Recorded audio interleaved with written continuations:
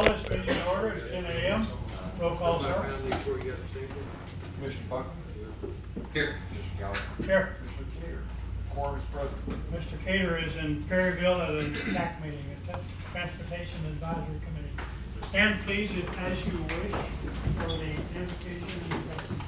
I pledge allegiance to the flag of the United States of America and to the republic for which it stands, one nation, under God, indivisible, with liberty and justice for all. Mr. Clerk. Most gracious Heavenly Father, we thank you for all the gifts that you bestow on us.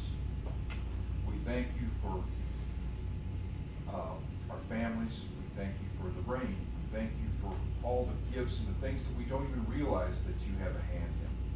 We ask your wisdom, guidance, discernment on the decisions that have to be made today. And all these things we ask in your Son's name, Jesus Christ our Lord. Thank you.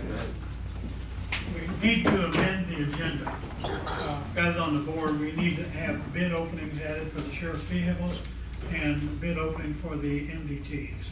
So I make a motion we amend the agenda. Second. I'll second that. All in favor, aye? Aye. Okay, thank you. Those were properly let out. Everything just didn't We'll appear. make it on the agenda. Okay, now the consent agenda has been published, and that item about the engineering contract, there's a picture of how close the items are to the roadway. And so that contract is to widen that out in the legal processing. So that's the purpose of that, and I just added that. Okay, a motion to accept the consent agenda. I'll make a motion that we approve the consent agenda. I second that. All in favor, aye? Aye. Thank you. Okay, a bid opening for the sheriff's vehicles. There are no bids for that. Okay, the next item is bid opening for the MDTs. That is mobile data terminal, I believe. Thank you. We have one that we received in time. Open publicly in this meeting. This is from Bob Johnson's computer stuff. And I'll leave it here. If somebody wants to see it, then you can take it and make sure it goes to the auditor, and then we can see if it's. We won't act on that today. What was the amount on that? $24,430.50. For how many units? 18. 24,000 plus? Yeah, $24,430.50. Okay. And of course, that'll be verified if that it qualifies for all the criteria involved in the bid. Okay, that's a total bid opening? Okay, the CBIZ presentation, Joe. Thank you. Good morning. So you should have packets in front of you that I will cover to highlight the results of our compensation study. So just opening up again, I'm Joe Rice with CBIZ. On slide 3, I have some information about CBIZ. We are a publicly traded company. We're on the New York Stock Exchange under the ticker CBZ. We have offices across the country, but as I mentioned on slide 4, we are a national practice for CBIZ, so we're compensation consultants. We're based out of St. Louis, Missouri. We do a lot of work within the public sector, including in St. Louis and Missouri area. So moving on then to an overview of what we'll cover today, is we'll walk through a brief scope and findings of our compensation study. We'll then look at some specific recommendations, and then we'll have a section at the end to address any questions. So under the project overview, and starting with slide 7, I have a definition of market pricing. So market pricing is defined as the valuation of pay for jobs in the external labor markets. And if you break down that definition, it really explains a lot about the work that we do. So when we say valuation of pay, that means we're looking at published salary survey data. We're documenting then statistics around pay for comparative organizations. For jobs is to say it's a job-based exercise, so we're trying to understand duties, qualifications, to benchmark accordingly. We're not focused on employee-specific resumes and what that employee might bring to the table. And then in the external labor markets does indicate that there's some subjectivity in how you define the labor market. You can think of that very broadly. You can narrow that down into something that's going to be more meaningful based on factors like industry, geography, size of organization. And really through this study, we wanted to make sure that the data was representative to the area. So we're looking at the local labor market, focused really on public sector, and tried to identify organizations of a similar size.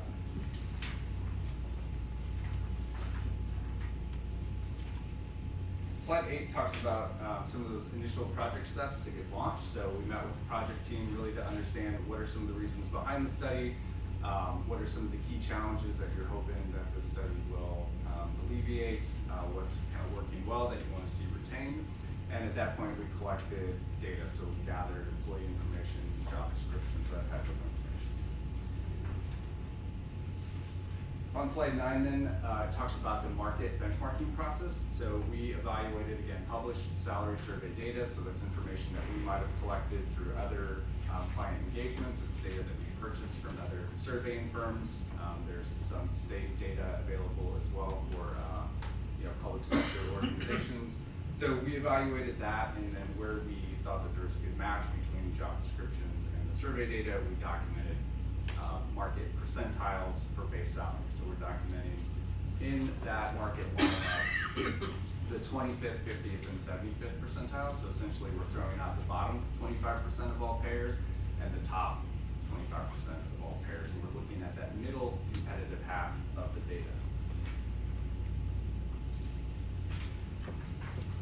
On slide 10, we have a chart of how that initial comparison looks like. So we're evaluating the county's pay to that market-based salary data. So I'll explain the chart here. On the horizontal axis, we have pay. On the vertical axis, we have pay within the county. And then we have a series of dots that indicate specific jobs, and it shows. Joe, Yeah. Will we have the ability to have this put up on our website? Or Yes. is that something that's copyright or something? Yeah, no, there'd be no issues with that. We can keep the first part of the intro and that just their findings is, I think, what people are interested in. Thank you. Sure. Yeah, we had no problems with that at all. So on this chart then, basically what we see is that pay starts off pretty competitive to market. It starts to lag a little bit as you move up. There's some employees paid above that market line, some paid below that market line. It's really just a matter of scale and whether or not that's a problem. So there's certainly some opportunity overall for improvement, and then there's some outliers that need to be addressed as well. On slide 11, we have the proposed staff pay structure. So we've outlined 11 pay grades, each with a minimum, midpoint, and maximum. We think that that minimum is going to be attractive entry-level pay. We want that midpoint of the pay range to approximate that market 50th percentile. So that point in the market where half pay more, half pay less. That is an approach that, we heard that you want to be competitive with your level of pay. You're not trying to be the highest payer or the bottom payer. So we generally mean setting pay around that market 50th percentile. That's what most organizations do to build their salary structure. And then that maximum is going to establish top-up pay. It'll give some flexibility for long-tenured, higher-performing employees to move through that range. As we build the salary structure, there's a couple of design considerations. So one is how wide you make that pay range from the minimum to the maximum. So we have pay ranges that lower in the pay scale, they're fairly narrow, they get a little bit wider for some additional flexibility. But what that means is that those narrower pay ranges mean that those minimums are going to be closer to that market competitive rate. The midpoint differentials then indicate how much one grade midpoint increases over the previous. Those start out fairly small as well. That can help you have promotion and role opportunities where employees have quicker opportunities for promotions. Those tend to level off at some point. And so the midpoints get larger further through the pay range. So again, 11 pay ranges for the staff. And then on the police, I guess backing up on the staff side real quick. So the process then to classify jobs within the pay structure is we evaluate the market data for each of the position, and we compare that to the range midpoint. And so it's gonna be a rounding process then, where jobs will round up or round down based on the relationship of that market data. So that is a traditional market-based pay structure. For the police structure, it's a little bit different. So these are really job-based pay ranges. We can look at the market data for these positions, really, it's a one-to-one relationship between job and pay range, and so we can just really dial that in. We can add some review where we might want to clean up some things like the overlap between the jobs, and factors like that, but it's mostly aligned just one-to-one between the market data and then the specific job. So we have 5 grades outlined then for the police structure. So slide 13 talks about that classification process. So again, it's based on that market review of comparing the base salary, market 50th data to the range midpoint. What you end up with then is pay grades that are comprised of jobs with similar market value. You can make adjustments as needed for things like internal equity as you review jobs internally. On slide 14, we have a visual of what the implementation looks like for staff. And so on that chart, we have a gray line going through the center of the chart that indicates the range midpoint. There's then gold bars on the left and the right that represent the range minimum and maximum. Each blue dot here represents where one employee, and it shows where their current pay falls within these proposed pay ranges. So any dot that you see left of that minimum line is going to be below our proposed range minimum. Anything to the right of the maximum line is going to be above the range maximum. And so we do have employees that fall into both categories. You'll see that there's more employees below the minimum though. There are a number of employees within that range of pay, but as you think about implementation and you would move all of those dots below the minimum to that minimum line, we're going to create some pay compression where you have a lot of pay concentrated low in the pay range. And so we'll look at some strategies to help alleviate that as well. Slide 15 has the police structure implementation. So similar chart setup to what we just looked at on the staff side. Again, we have some employees below the minimum, some employees above the maximum of the pay range.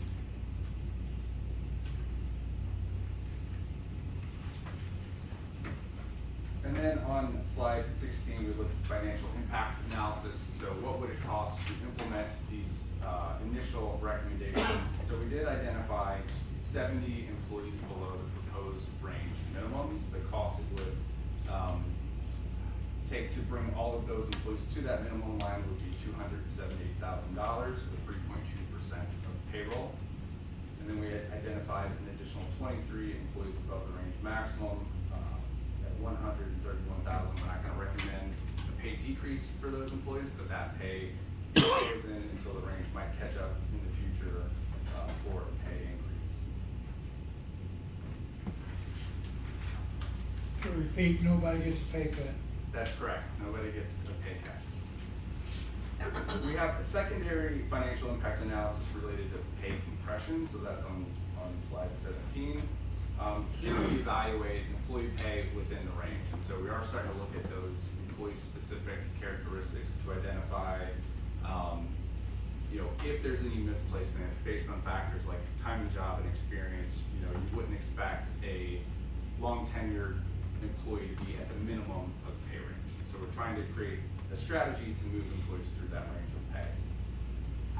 The way that we did this is we looked at essentially what you can, it's helpful to think of as a one-time step structure where we take the pay structure, we divide it into 20 steps, and we assume that an employee would move one step through that process for each year of experience. If the employee is below that amount, then we're going to recommend an increase to bring them up. We do cap this as well at 75% through the pay range, so that's just so we don't bring employees all the way to the maximum of the range. So we identified an additional 96 employees for pay compression consideration at a cost of $252,000 or 2.9% of payroll. Our next step in the process was to review the preliminary results. So we met back with the project team to evaluate not just what we're looking at here, but details behind the market analysis and the overall data behind, you know, how each employee was impacted by all the recommendations. At that point, we modeled some additional implementation strategies and costs. There's a few things related to ongoing administration as well, so we provided some draft policies and procedures to establish just some rules around how to set pay for new hires, how to handle promotions and demotions or lateral transfers, how to approach some annual salary adjustments like updating the salary structure and budgeting for market competitive pay increases. On that last point, we will provide an annual letter for the next 5 years with recommendations for structure updates. So that's something that doesn't necessarily impact current employees, but it is gonna update the minimums, midpoints, and maximums so that they continue to stay relevant in the market. But then also what we're seeing for salary increases so that you can maintain or improve your competitive pay position. On slide 20, we recap the compensation study results. So again, we have two considerations. The first is increasing pay for those employees below the range minimum. We think those are employees that you're at risk of losing due to pay. So that's where we had the $278,000 cost of 3.2% payroll. The compression adjustments, those really do two things. They better position employee pay within the range, but they also alleviate pay compression so that as you might look to onboard new employees in the future, you'll have some pay separation. You're not bringing in new employees at the same rate as your current employees. Compression is when you give the beginning employee a pay raise, but that takes them up to where a 2, 3, 4-year employee is about the same. That's correct. That's compression. Correct, yeah. So you're going to bump up those compressed, if you will, Right. employees to give them a pay raise too. That's correct. Okay. So the total then that we've outlined is 531,000 or 6.1% of payroll. And then the next section talks about recommendations, some of which we've already touched on. The first are related to those salary actions. So, you know, the key recommendation is to start the process to get employees within that range of pay. Again, that's what we think of as attractive entry level pay. We would recommend that you would approach any implementation across the board. We don't recommend that you do it by one department and then another, just because you don't want to get into a situation where you have a disparate impact and you might do something in a predominantly male department first. Consider adopting those compression-based pay adjustments. So that's an additional cost, but again, it's going to help ensure that employee pay is, you know, appropriate within the range, and then also gives some room that as you onboard new employees, you don't create pay compression. Annually, then, you know, following this study, we do recommend that you budget for market competitive pay increases. So we track wage-based movement for that. We do sometimes cite cost of living, but in most years, wages grow faster than inflation, so that's what we want to be concerned with. In the current environment, that's an anomaly, but again, most of the time we see that wages grow faster than inflation. Apply an adjustment factor to the salary structure to adjust those ranges, so we've talked about that. And again, we'll provide a letter to help support that process for the next 5 years. And then the final recommendation would be to conduct a study like this every 3 to 5 years. So those structure updates work well in the short term, but over time you might see some jobs hotter in the market, they might need to classify up, other jobs might stagnate in the market, they might even need to classify down a pay grade as you go through those structure updates. But the updates work well in the short term. That's perfect timing. Now you should go, So if I throw him out, I'll lose my quorum. So with that, can I address any questions? Gary, I was just gonna say, it's my understanding that this report will be posted on the website, so that we can review it. yeah, in more we detail. have a slide presentation. You can give us that full presentation, right? Absolutely. Okay. Yeah. Bob? Yeah, and Doug, can you better define the geographic area in which you studied, and did it go across the river to Illinois, or is it solely in Missouri? It did not go across the river to Illinois, so we, so there's a combination of survey sources that we're able to look at. Some of them are larger survey of surveys, database type things where we can refine it based on factors like industry, geography, and size, and so we set it to Farmington. There's other Missouri sources where we're looking at kind of surrounding counties and data within that, but it did not include Illinois. How far north did it go? We did not, it did not go into St. Louis. Yeah. But Joe, no disrespect to you, or to the commission, but providing this information to those attendants reminded me of the kindergarten teacher who handed out coloring books to her class and didn't give them any colors. Went through the information. We do not have, we verbally, audibly heard it. Sure. But the majority of us want to see it. So I anticipate this is going to be released to county employees this package, yes. at some point. The ones that go online. So who provided the description, job descriptions to the county? What do you mean? Well, you mentioned earlier in the report that some of the information was based on job descriptions. Correct, yeah. I collected all those and submitted those to CBIZ. Okay. And when you talk about the local labor market, who did you investigate there? Can you release that information? So we can release some of that information depending on the survey source. So it's published survey data, so it includes, again, some of those larger surveys that we have access to. There is some local data through the Missouri Municipal League that we evaluated as well. That's primarily municipality based, but it has some similar positions that we use. Within that, it varies from job to job, which organizations are included, but we could get an exhaustive list through that certainly. So I think we'd be able to provide some additional detail beyond that. And you also surveyed then other first-class counties as well? We did not, no. So by survey, we're relying on existing survey data for this process. So we didn't have it built in that we would go out and solicit additional organizations from data. We just relied on existing sources. Okay, thank you. Any other questions? Gary? Yeah, I'm privy to Jefferson County and what they published out there. Mm-hmm. And what they had, you could go like specific job title, like I'll just say Deputy Public Administrator. Yeah. Just follow the line over, and then there's the dollar amount. Is it Sure. gonna be that easy and simple for Gary, us? let me to ask you, understand is that for this year, last year, when?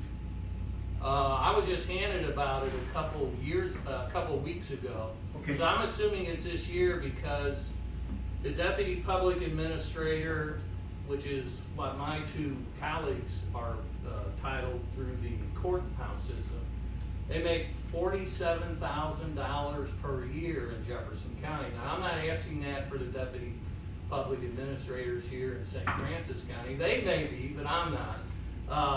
So are we gonna be able to like get to the nuts and bolts of this and figure out what the recommendations are as it relates to my specific staff people? This CBIZ pay raise will go into effect at the first of the year. We are now in the budgeting process, and we've got to go through that before we can release any information that may be incorrect. So we're waiting for the budget to work out, and then we will.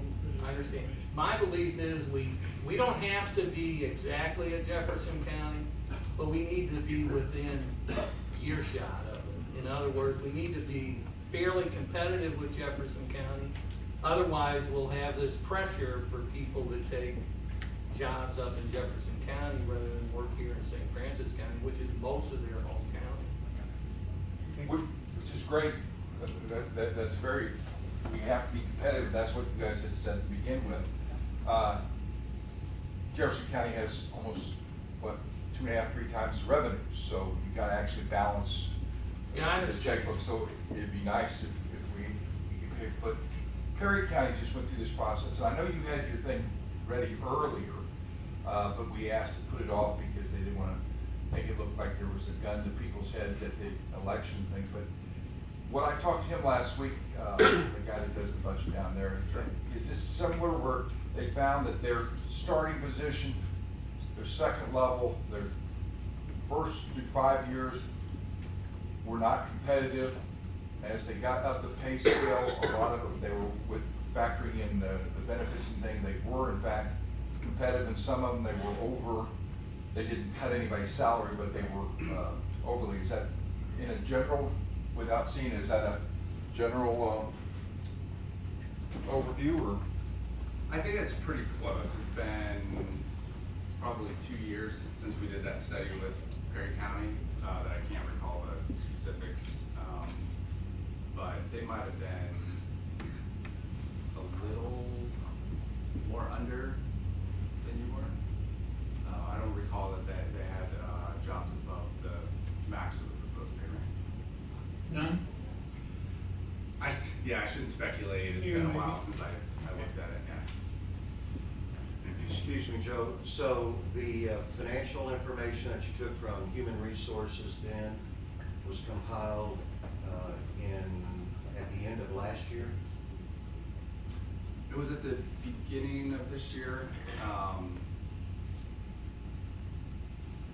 Can't It recall. was last year when we sent the employee list, it had the, salaries without the 2022 COLA on it.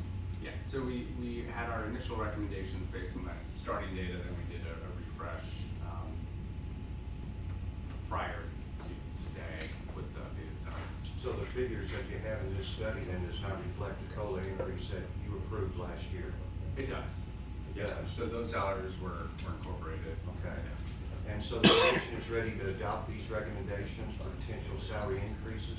After the budget review. Make sure we can afford it. Bob?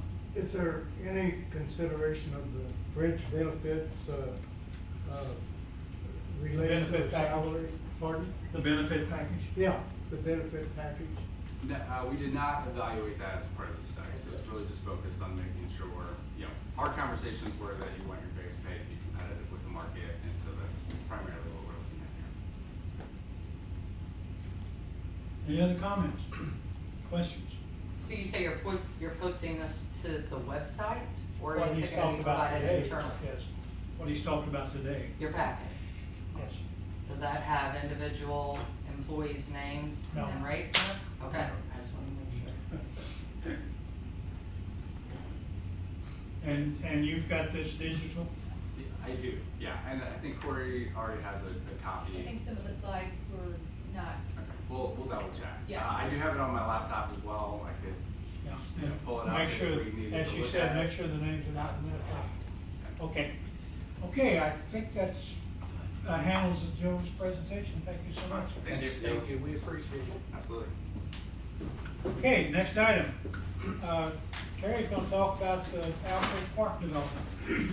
Well, what we are doing today is we reviewed RFQs for basically the local engineers, and we kind of chose Cochran Engineering. We chose them to be at the top for the Owl Creek Park. And the reason we told them their qualifications kind of fit what they do, and we're basically looking at starting the Owl Creek Park project, which will, it'll get underway here pretty quick. And it's basically, we will start the trails, we'll start looking at the qualifications where the lines, utilities will be laid, bike trails, and really looking forward to this. This will kind of, we'll have a new park in the area. Yeah, I don't make all the meetings, and so is this like Bone Hole, is this the Yes. successor? to Owl Bone Creek, Hole? yeah. We'll call it Owl Creek now. Okay. Yeah, Better name. and basically, yeah, what we're going over, we're gonna meet with the state eventually, once we get this proposed, and we're gonna start developing tomorrow. And one of the things, the state has money they set aside from the federal government to match on these type projects, so that's why they decided to go ahead and go forward and see if they can get it. Yeah, these projects will basically be on grants, and there is lots of grants for state parks. Right now. And basically looking down the road 5-10 years, in our county, we are overwhelmed with parks, which if we can bring the people in on bike trails, start from the north, basically if we look at northern Bonne Terre, we know, we're working on the Berry Creek Road. If we can get bike trails from there to basically St. Joe.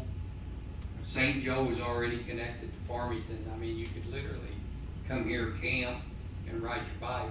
After all, we are the parkland. Now, is the eventual goal to be a state park or just be a county park? Well, right now it's county. Okay. I mean, we'll look as we advance where we go, try to get a camping area right now in this county, 3 months. So there's plenty of objectives here we can develop.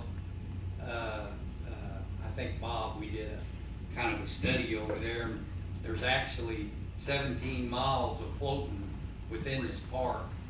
And I think we've got a little over 1,200 acres we could develop if we can move forward to, advance on some of the properties and what we have. So, there's a lot of development open here. We're just gonna start at the beginning and get people walking and get the utilities and facilities there to start out. But, the future is great here if we can develop. And Cochrane is big on getting grants. They love it. They would prefer doing it that way, and that was part of the reason we've preferred them. Yes, Mark? Are there still, or are there any planned further remediation projects in Owl Creek of any kind?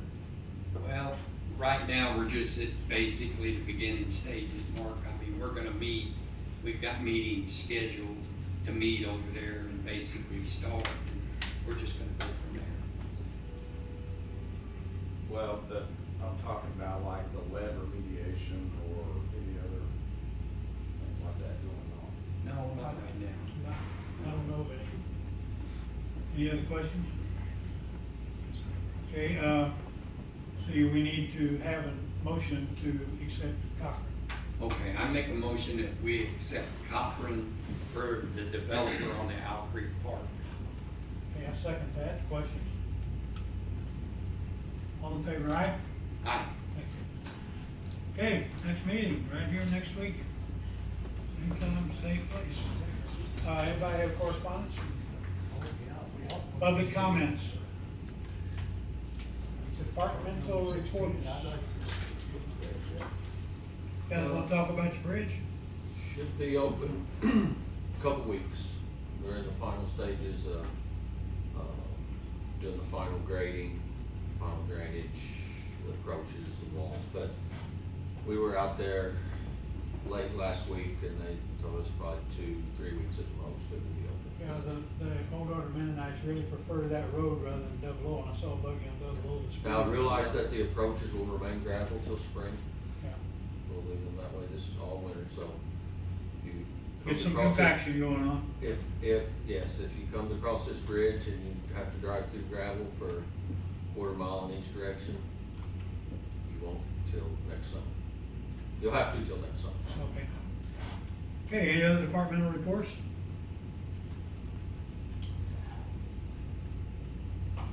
I make a motion that we adjourn. I second that. All in favor, aye? Aye. Aye.